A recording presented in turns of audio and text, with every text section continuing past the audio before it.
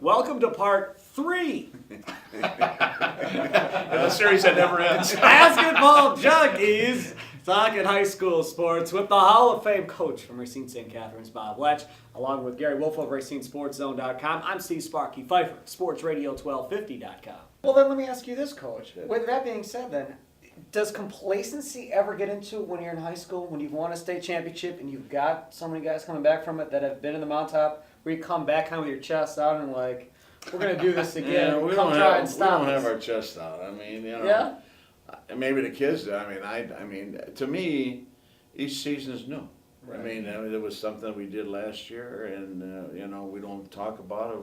We talk about this year, and we talk about one game at a time. I mean, you hear that adage, you know, one game at a time. Well, I don't look at, you know, oh, do we have to play East Troy or do we have to play Dominican? Sure. You know, 'cause we don't even know what the bracket's going to be like, Right. you know, until we have our meeting. So you know, if and I'm not looking at, you know, when we played our first game, I wasn't looking at Case. I wasn't looking at Racine Lutheran. When the game came, then we prepare for it, and that's the way our kids are. I mean, I hope they are. I mean, I don't know what they talk about in the locker room, you know. So, but I mean, that's what assistant coaches are for. Oh yeah, I know. But you know, I mean, last week after we beat Racine Lutheran, you know, usually we kind of have a letdown in practice on Wednesday, and you know, and I have to really, you know, get on them. But we had a good practice, and then we had a great practice on Thursday, which kind of scares me.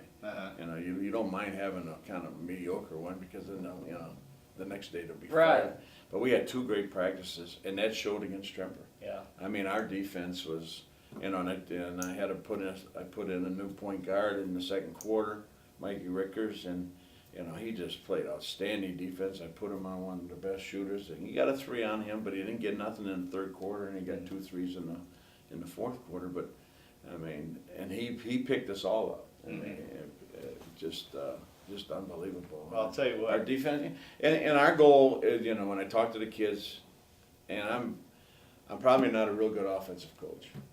I mean, in football I wasn't, you know, in baseball. Huge flaw in your repertoire. I just concentrate on defense. Right. I mean, we do the other things. I mean, and I let my assistants, you know, do a lot of, you know, put in, you know, set plays if they want to put them in. I mean, we run motion, which everybody runs, but we really concentrate.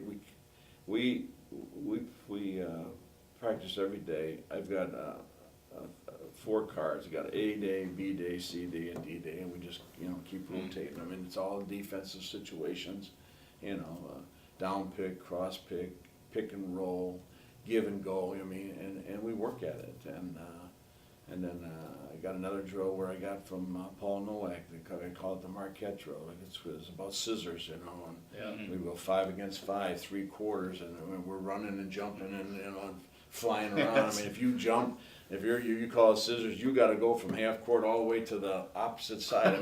I mean, so our kids, you know, they know help. I had a coach call me last night, and he said he was at the game on Friday, and he said, your help and recover was just unbelievable against. Yeah. And I thanked him. I said, thank you. I mean, I said, I'll tell the kids that, you know, you know, tell the kids, the players that, you know, they've done a great job, you know. So, you know, but you got to keep it up, though. You know, you can't live on your laurels from the game before. I mean, and they're level-headed. I mean, they're really good. They come to practice. You know what's nice about our kids, and it's.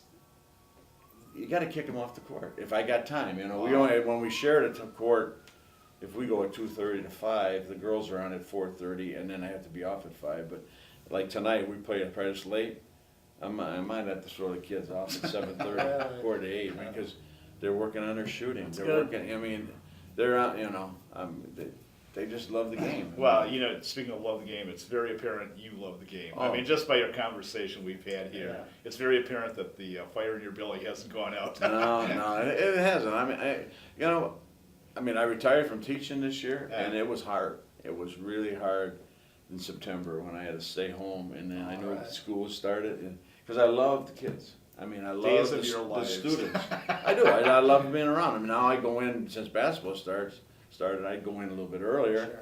And if I walk the halls, I mean, I know And I talked to Jerry Pettigrew, and I Sure. talked to Tom Desautels before I retired from teaching. I said, how is it? Because I didn't know if I should retire from coaching too. And they both told me it's hard.